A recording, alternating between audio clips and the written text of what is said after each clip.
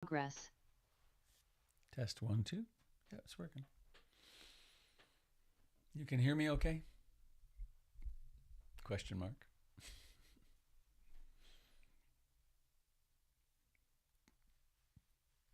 All right. I have a reading to share. I just received it yesterday. It's from David White um, from Consolations, written 2015. David White. Rest. Rest is the conversation between what we love to do and how we love to be. Rest is not stasis, but the essence of giving and receiving. Rest is an act of remembering imaginatively and intellectually, but also physiologically and physically. We often hate ourselves for our procrastination, when it is often only the deeply disguised need to rest deeply enough to reconstitute and reimagine our approach. To rest is to become present in a different way than through action, and especially to give up on the will as the prime motivator of endeavor, with its endless outward need to reward itself through established goals. To rest is to give up on worrying and fretting in the sense that there is something wrong with the world unless we put it right. To rest is to fall back, literally or figuratively, from outer targets, not even to a sense of inner accomplishment or an imagined state of attained stillness, but to a different kind of meeting place, a living, breathing state of natural exchange. The ability to take real rest is almost an art form, strangely almost a discipline. The discipline of putting things aside, especially putting aside the will and the false self supported by endless endeavor. This is not to give up on the will, but to invite it back again as a good servant to the soul's desires, instead of the heartless and exhausting taskmaster. It becomes that instead of the exhausting taskmaster, it becomes when we push it to the leading edge of our identity. The ability to take real rest is almost an art form, strangely almost a discipline. The discipline of putting things aside, especially putting aside the will, and the false self, supported by endless endeavor. This is not to give up on the will, but to invite it back again as a good servant to the soul's desires instead of the heartless and exhausting taskmaster it becomes when we push it to the leading edge of our identity. Rest.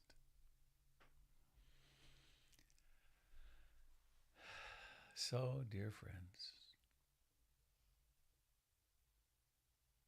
here we are.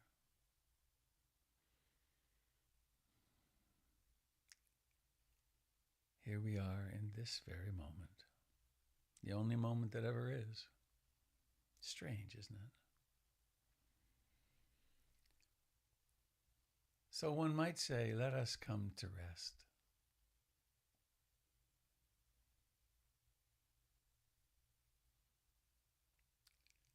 Let us find a comfortable upright posture.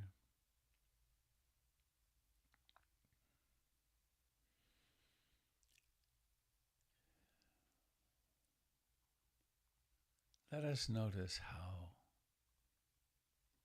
the body is naturally supported by the cushion or the chair. Gravity is so dependable. I guess there's nothing much more dependable than gravity in life.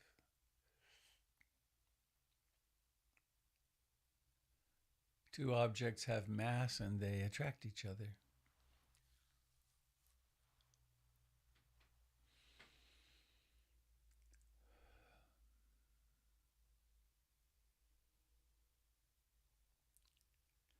And perhaps we might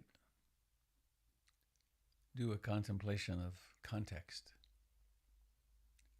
Notice where you're sitting.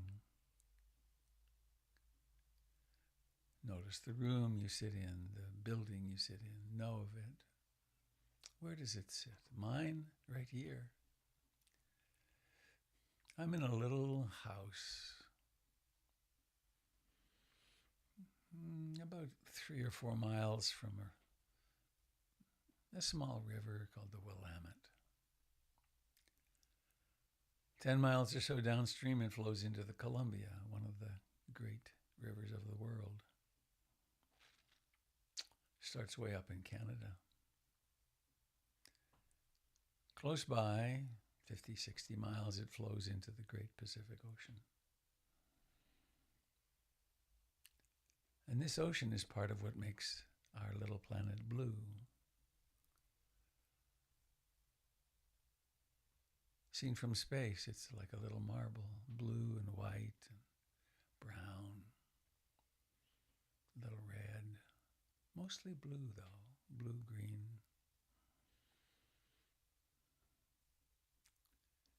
And it is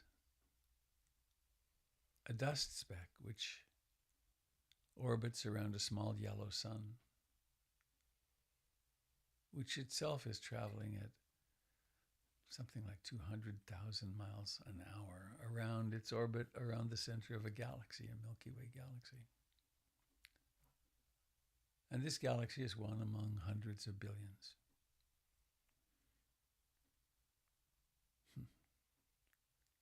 Our great body is the universe.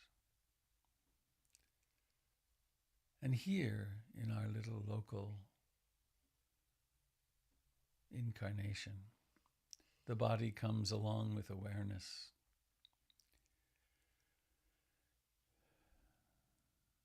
I take refuge in that which is awake here. I take refuge in the Buddha. I take refuge in the Dharma, in the way things actually are. I take refuge in the Sangha, in the community of practice that comes down to us as lineage, all the way from the Buddha.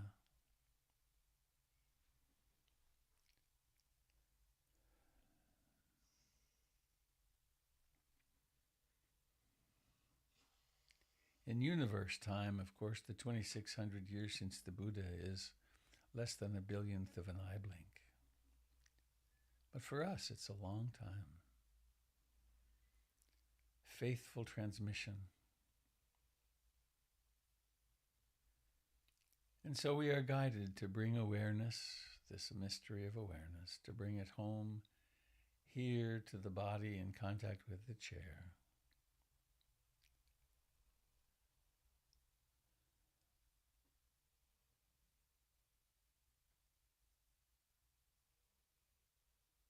To notice the reality of in-breathing and out-breathing.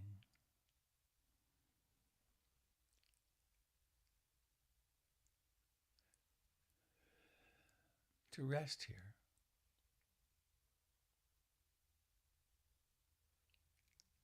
The will can have all kinds of plans. This meditation will be like this or that, or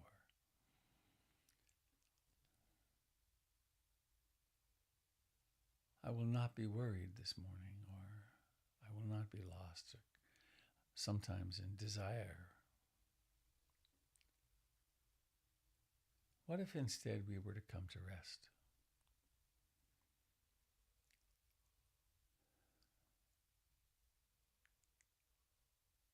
There is now breathing in and out.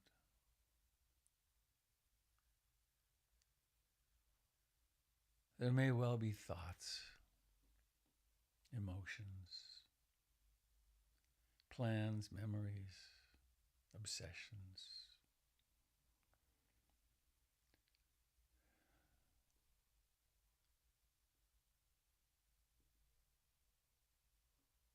Let us come to rest here with in-breathing and out-breathing.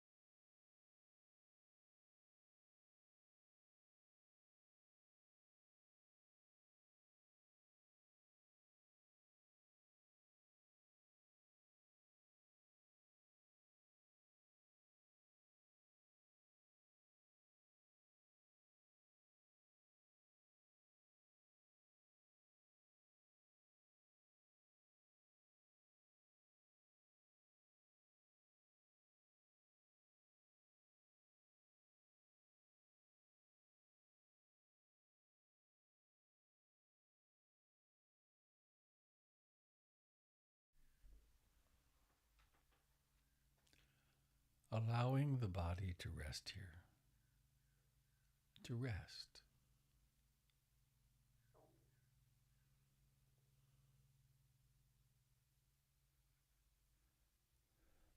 With love and compassion, kindness,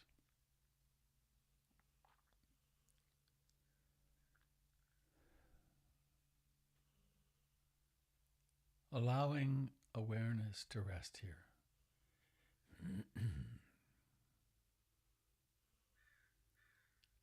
To notice the sounds,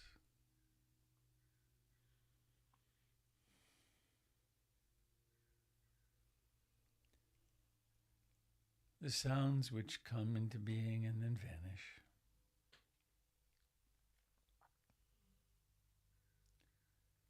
To receive the sensations of the body where it presses against the cushion or the chair.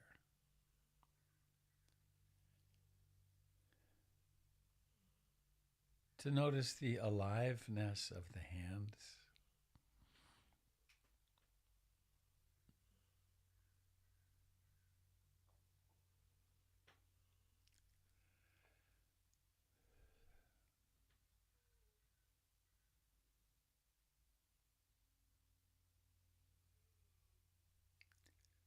To receive and be present for, to rest in the sensations in that place of the universe we would call the face. Here.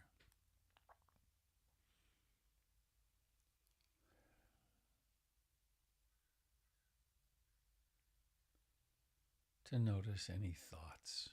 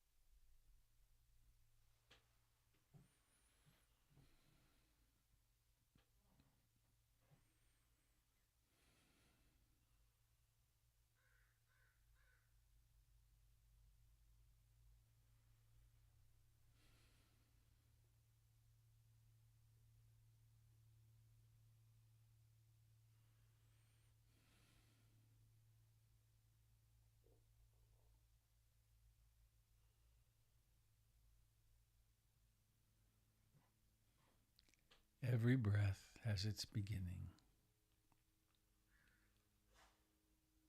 Every bird call has its beginning.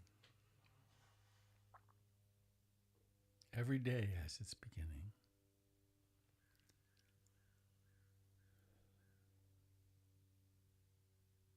Everything on this side of the great flash or the Big Bang has its beginning.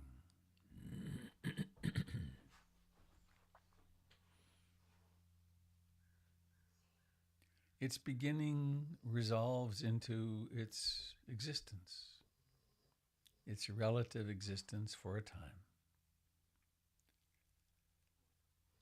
and then its vanishing.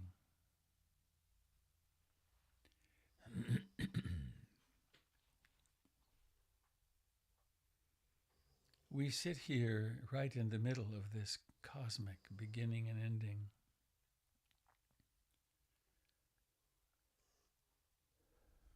Awakening from all kinds of different trance states, all kinds of different beliefs, fantasies.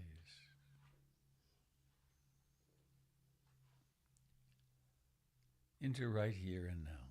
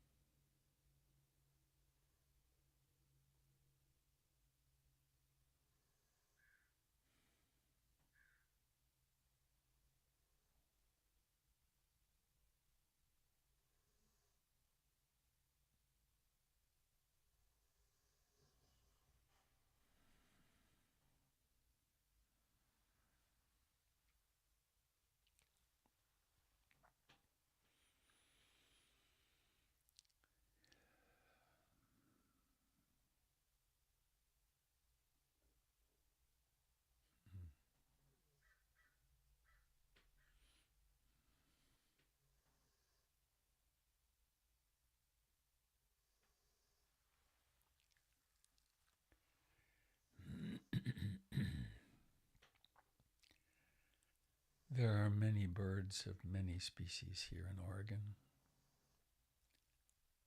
I have friends who've been birders for decades.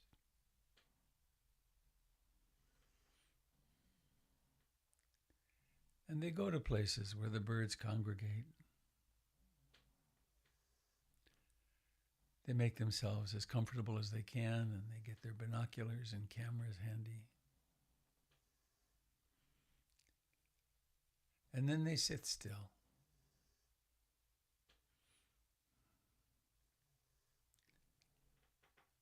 At certain times of year, there are certain species that are passing through. Other birds winter over here and spend the summer here too.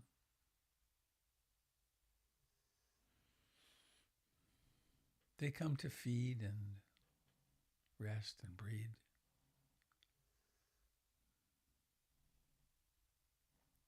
And a good birder, a skillful birder, doesn't interfere at all. It's as though they become invisible, or they so try to become invisible.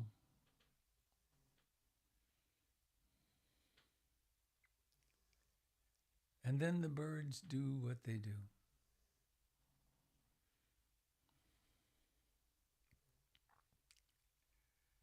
And so it is since the time of the Buddha, the meditators, great students of life,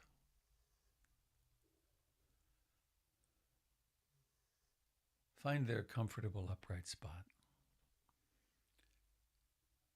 As the sutta says, they place mindfulness before them.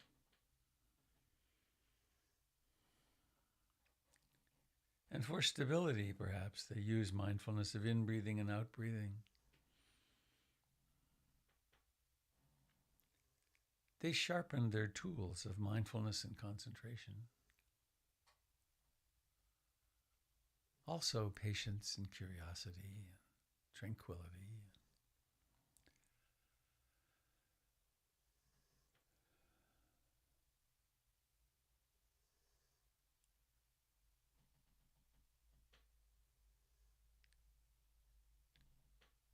And there are categories of visitors.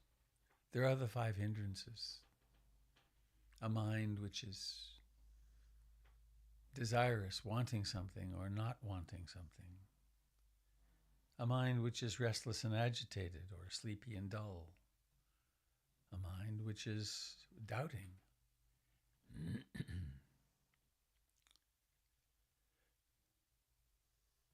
Other remarkable species are mindfulness itself, curiosity, persistence, energy, joy. The meditator notices the presence or absence of concentration, of tranquility, of equanimity.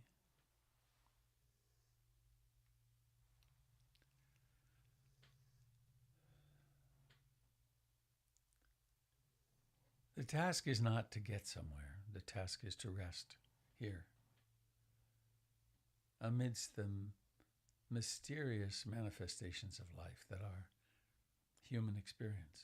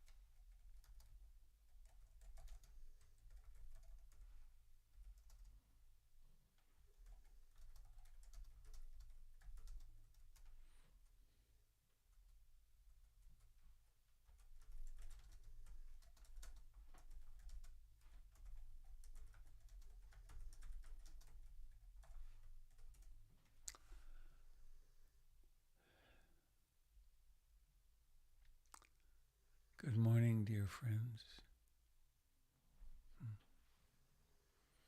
Did you have a nice rest? Resting in the present. I have a couple of significant announcements. I'm going to mute myself and cough for a second.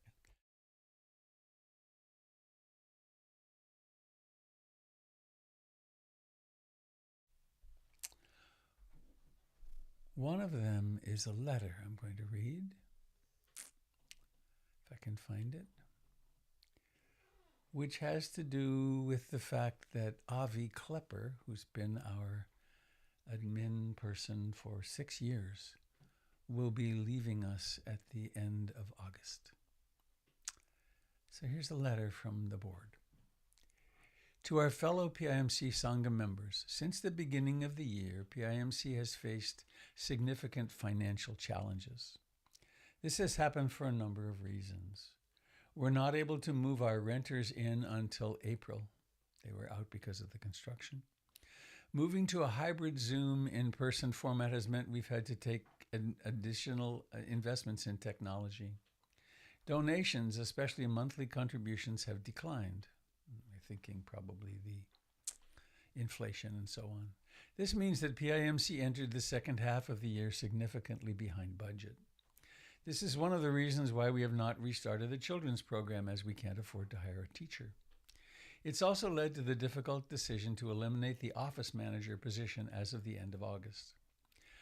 We're very grateful to Avi for his 6 years of contribution to PIMC.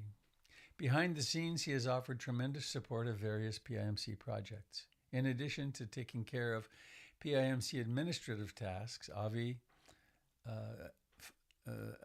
has helped get the Barking Dog Library up and running, supporting and training the volunteers, assisting with all our Karma Yoga parties, ordering great pizza, and creating new ways of supporting our gardening volunteers.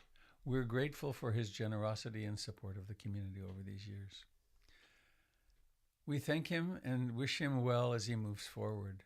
If you'd like to send your well wishes, he can be reached at, and then there's a complicated email here that will be in the posting I'll send out today.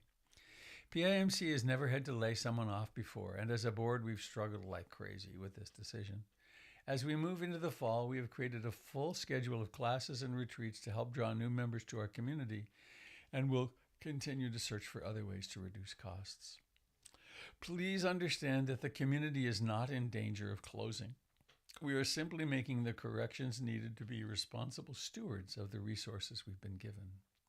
Please feel free to contact any member of the PIMC board if you have questions. Sincerely, the PIMC board, and our chairs, Laura Dow, Robert Beatty, Doug Pullen, Jim Dalton, Tracy Cullen, and Allison Reed. So that's a big change.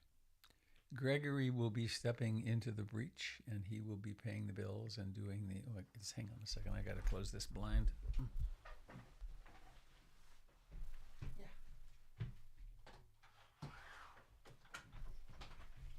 There, that'll be better. So, there's that.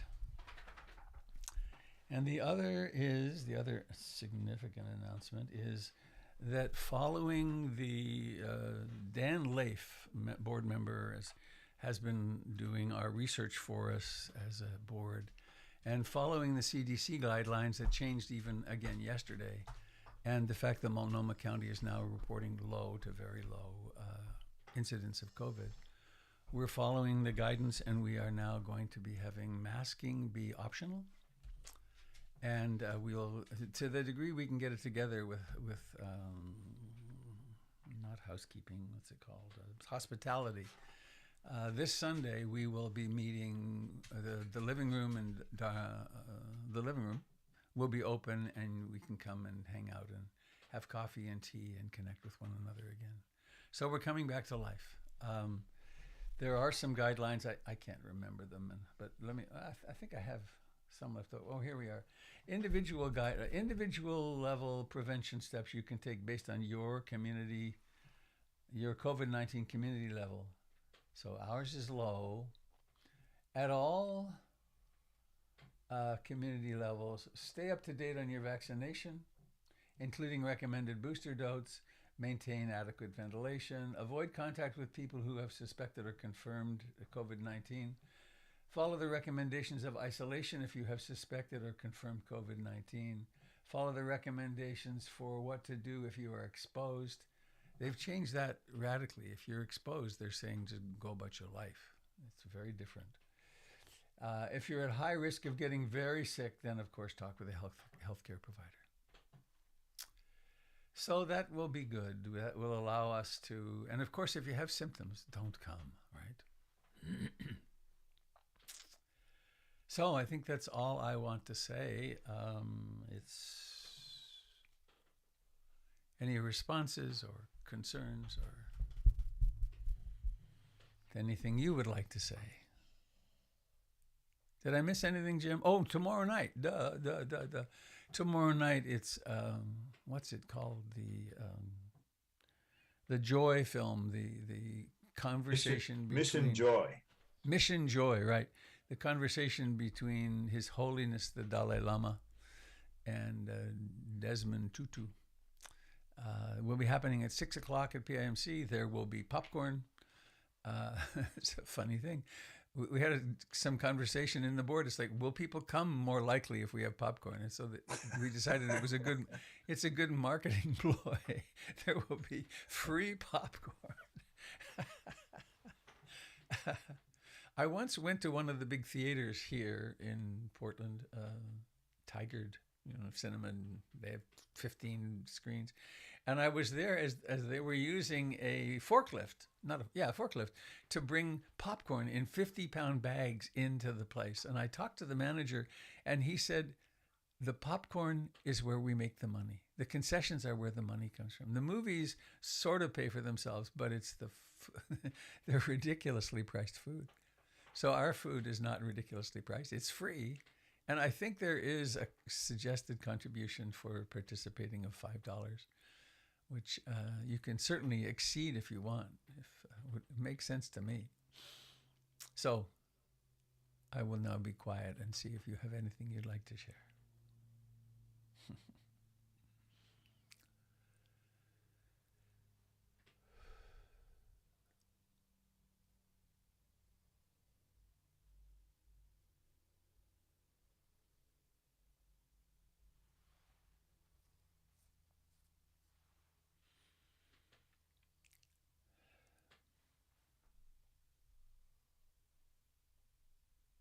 Good morning, Robert. Good morning, Sangha. Hello, David. Hello, Mr. Beatty. How are you? I'm remarkably well this morning. Wonderful. That's good to hear. Well, right. So I have a comment I'd like to share on you. You're mentioning birds in the guided sit this morning, and I didn't do that. That wasn't me. It came up somehow. Someone did it. Yeah. There was talk of birds from somewhere, so maybe it was just my mind. Anyway, there's a quote from, I think it's from Audubon, where he was saying that if you're in the forest and there's a discrepancy between the information you have about the bird and the bird itself, believe the bird. I find this really helpful in the practice. If there's a discrepancy between what I think the experience should be like and what the experience is like, believe the experience of how it feels. So I find that useful. So that's something to share. And then a request is, in my wandering mind this morning, I'm not sure this is viable or possible, but I've done standing meditation in the past and found it quite helpful. A lot of the meditation work I do with the Sangha here is sitting, which works because we're on Zoom. But I'm wondering if ever we could do a practice sit in the morning and focusing on standing meditation. I'm not sure how you or others would why don't we work do with that this. sometime? Easy enough. You can. I'll let you watch my belly button in front of the camera. I'll look forward to that, Robert. That may be bad. I may get punished for that comment. I didn't mean my belly button itself. I meant my midriff, of course, because the camera will be here. So no, that's not true. I can just point the camera. We can do standing easy. That would be awesome. Thank you. Right.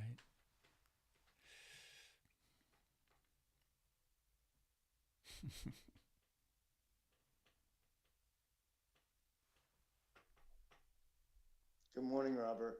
Good morning, Sangha. It's Joe. Hello, Joe. I You're very I small. I am. It's a big world. I wanted to just say that uh, the poem this morning that you read about setting aside your will, setting aside this idea of participation or responsibility for the world.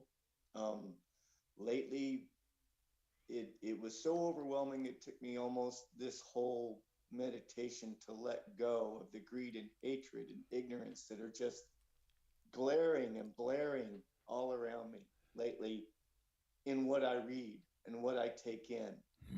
And it sometimes takes almost a physical act of will to set all of that input aside and come back to where I live, where I am, what I'm doing right now. And it's it's a little overwhelming. And then when I can let it go and come back to what I've learned over the past couple of years with Sangha and with you, it's so refreshing to unburden myself from those things and come back to what is real for me in my life, which is right here and right now. And especially today, it's very noticeable, and I'm very grateful. And thank you, because my life is much better because of that ability to learn to let go.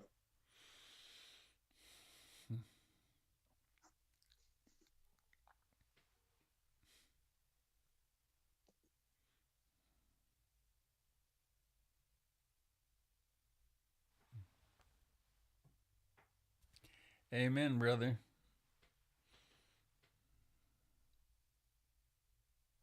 The tendency to swirl up into thinking and emotion and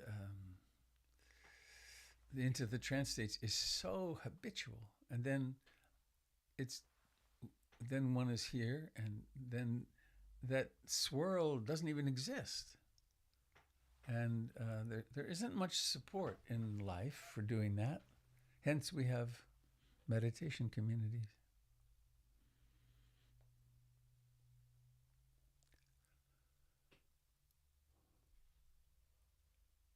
Oh, I realized another change that's coming. Changes. I think starting Monday, I'm at the very last piece of figuring out how to do it. The broadcast live to Facebook and YouTube will be only on Sundays. However, for those of you that, and this is in regard to your email the other day, David, that this I will continue to record to Zoom, and then after when it finishes processing, I will be posting the daily meetings to Vimeo, to a repository that anyone who has the code can get into. So it'll still be possible within an hour of the broadcast ending. It'll still be possible actually to have a much more complete recording, including everyone's faces and so on. This is allowing a subscription of several $100s a year to no longer be necessary for the broadcast to using that several other things. So we're saving, and plus I've canceled another repository of old Dharma talks that was $1,200 a year that no one even looks at. So I think it's going to be much more functional and certainly is cost saving. That's terrific, Robert, because it's, I think, as I said to you, it's such a resource to be able to come back and catch the morning sit if I or whoever can't be there, and having it be a recording of the Zoom session itself is actually better. Yeah. Because watching on Facebook or YouTube, I'm just looking at you, which is wonderful, but you don't have the Sangha sense Right. from it. Thank you. That's great.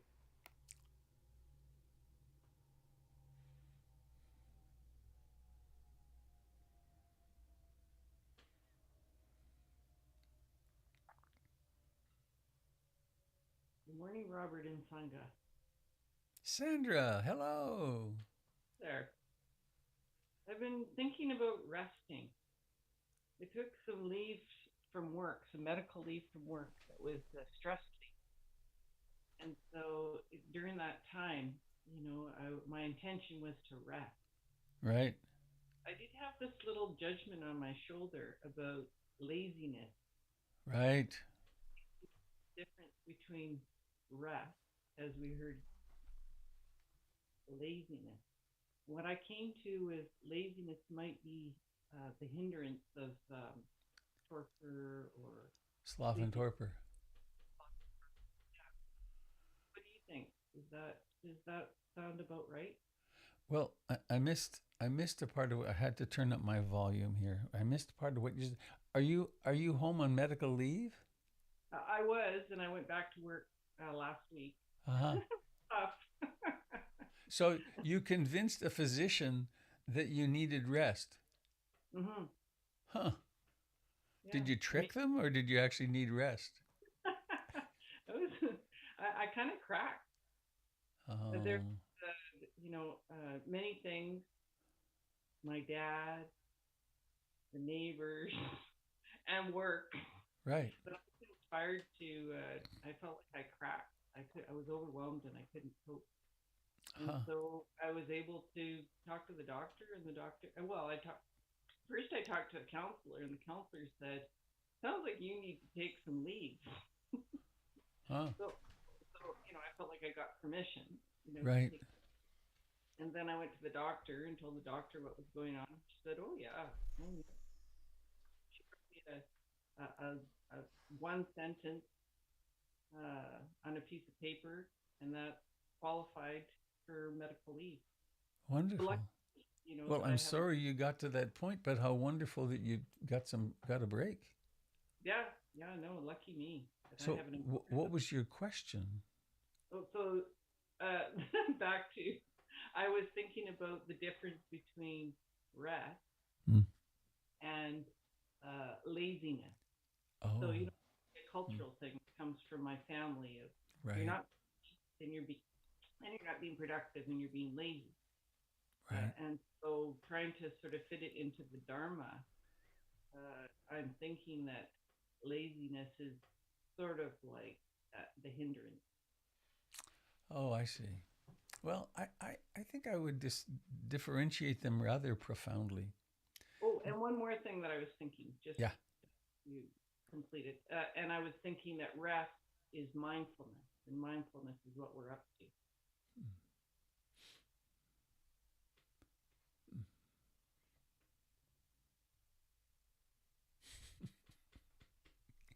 Well, it would seem to me that if you're getting medical leave, the chances are it's not, laziness is not a preponderant part of your personality. It's it's so bad you have to be prescribed rest. I mean, talk about strange and common, right? I mean, it's pretty common for us.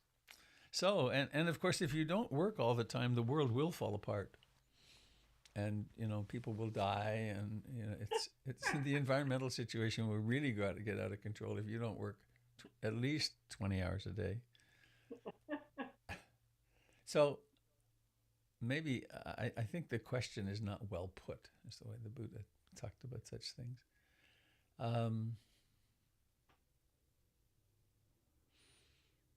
Mostly I just feel like wrapping you in my arms and saying, God, I hope you got the rest you needed. Well, thank you. So sloth and torpor. Sloth and torpor will arise in meditation even after weeks or months of intensive practice. That you can be super rested and all you're doing is meditating. And sometimes sloth and torpor, it can come on just like a tidal wave of unconsciousness. It's just hard to stay conscious. And it's useful, I think, to think of that as a mental state which is discernible in meditation.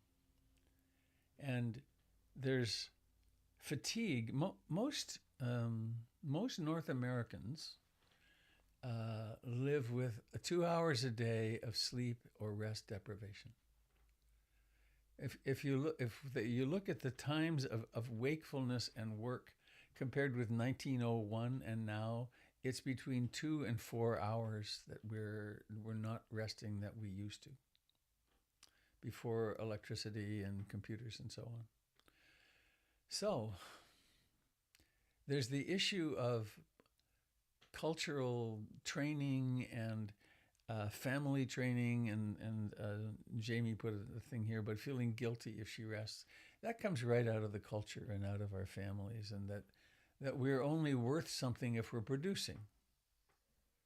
And that's personally and culturally neurotic rather than a meditation issue.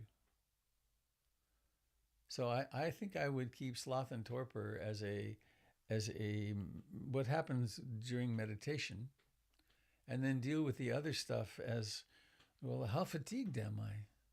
And how beyond reasonable are my expectations of how much time I should be on? I should be productive. And how productive should I be? I mean, we never be productive enough to save the world or even to save our family. So that's not the clearest thing I've ever said, but that was my best stab at the moment. So are you saying that the 5 hindrances are specific to meditation? I say they're really clear in meditation. When you're sitting at your computer screen and watching the news and filled with anger, there's the hindrances there too.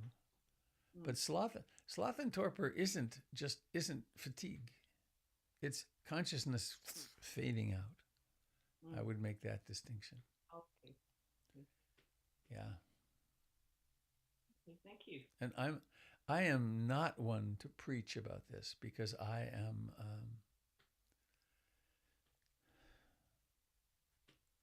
am chronically, is that the right word? Chronically, yeah, I guess it is.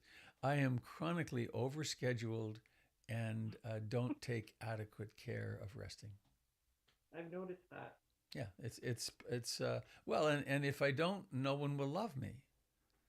You know, and I won't succeed in the world, and so on and so on.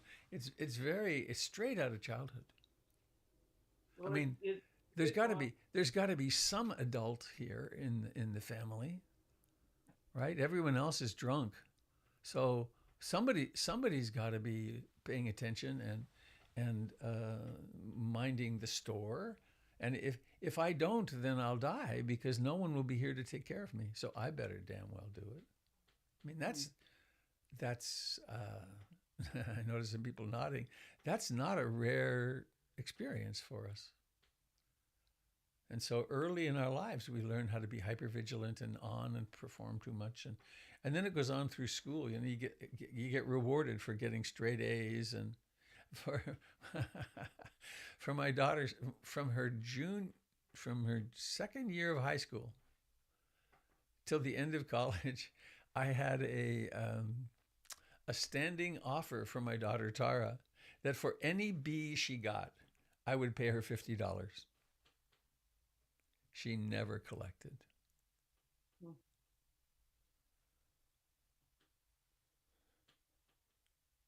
She got close a few times. And midterms didn't count. It had to be the final grade, had to be a B, like on your permanent transcript. Yeah. Well, I appreciated that you took some vacation this summer. Good modeling for the rest of us. Oh, yeah. And I'm going to schedule a week-long retreat for myself this fall, too. I'd completely forgotten about that, and someone reminded me the other day. I mean, it's funny. Okay, thank you, Robert. That was a good clarification for me. Great. I am planning several classes for the fall. One will be a Saturday, which is a model of the path of awakening. And another one will be remembering death. And then there will be an 8-week class. I think, I'm not sure about that yet, but it'll be practice-based. And this is, it's both to provide some teaching and also to help our budget. So when you get the advertising, sign up and come do classes and retreats.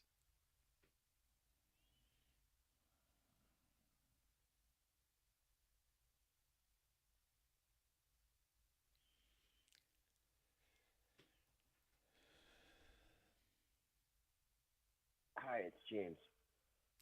James in Florida. Hello. Hello. The classes that you're talking about, will those be Zoom inclusive? Yes, except for remembering death, which will only be in person. Oh, The one okay. day. Thank you. Yeah, it's just not safe to do that. To not be in the same space with each other. So responsible. Yeah. Thank you.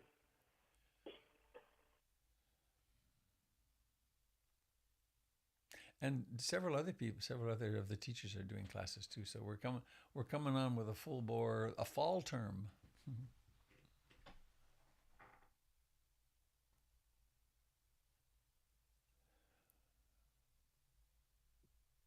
Good morning, it's Francine. Hello, Francine. Hello, all. I haven't checked in a while, but I've been sitting quite regularly. And thank you for this notion about rest, because it really gives a sort of a context or a word for what's happening with me as I move into more and more retirement. And I certainly was raised with, trying to keep the ship afloat. It was on my shoulders to make that happen. And I have looked at that again and again and set it aside now that things are, let's say, life is somewhat orderly, or at least at the moment, it seems orderly.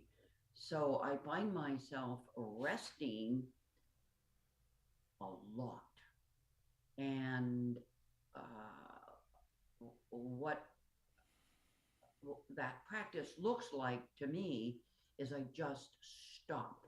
Maybe, I don't know, 10 times a day, 12 times a day, 20 times a day. And whether it's a minute or a half an hour, to just be and be and be. And I sometimes I have to balance it with the, oh, I didn't take the trash out, or what about the weeds, or something that was on the to-do list. Right. And then I look at that and say, well, what if I wasn't here in this mix? It just is. And when I come to that place, then I can sit. I have to kind of mentally take myself out of the mix and allow for what is. And Beautiful. I'm very, very grateful for all of you and the guidance that has provided for me that, let's call it a refuge, to be in that place. Thank you so much. Amen. Amen. Amen. The whole notion of taking myself out of the mix, whether it's the news or the neighbor or across the street, they've been cutting up concrete for days and days and days. I don't know what's going on there, but I think they're digging out their basement. And I don't love those kind of noises of those, big power equipment. And I just have to get real. And it's like, well, what if I wasn't here? Then it would just be that. It's a very interesting contemplation. Yeah. And it's very helpful for me not to take stuff seriously. Yeah. Yeah. Old me would have been across the street saying, when is this going to end? Right. Really? It's 8 o'clock at night and you're still working. Guys, go home. No. Out of the mix. not about me You anymore. have discovered a very ancient practice. Really, actually, yes. I mean, I heard from Matt Flickstein years ago in one of the death practices that to go through life experimenting with what if I wasn't here? What if I wasn't here? You know, walk down the street and the street still goes on, or etc. That there's the practice of disappearing, and the perspective that it gives one is very interesting It's because we have really such an helpful. inflation of how important we are, Yeah, yeah. It's and we're very, actually, very helpful yeah, because when it comes to, wars and traumas and natural disasters, um, I don't have to take that on.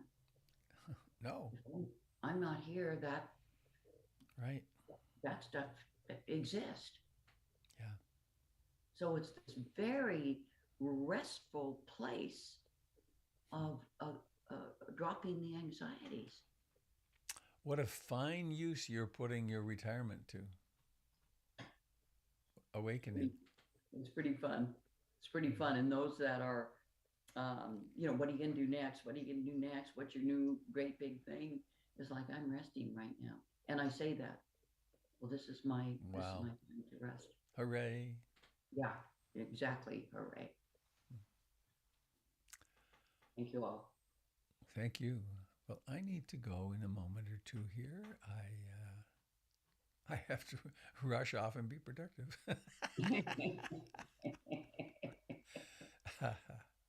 No, actually, I have about half an hour to make breakfast. I want to do that in a calm fashion. So, is anybody sitting with something that you really want to share today? And let's do that and then sing our way home. Hi, Robert. Hi, Hi, Sangha. Catherine. I just wanted to say, listening to Francine about rest, it just struck me how healing that is, like how healing it is to rest for the world, just for yourself, but also for the world. Yeah. And the connecting layers that is everything. It's extremely healing. So I'm very grateful for your restful practice. Mm-hmm. Wonderful. Yeah. Well, I speak of it because I need to practice it too. Very much so. So let's sing our way home. May all beings receive all blessings. May all beings rest when they need to. Bhavatu sabe mangalam. Bhavatu sabe mangalam. Bhavatu sabe mangalam. Sadhu, sadhu, sadhu.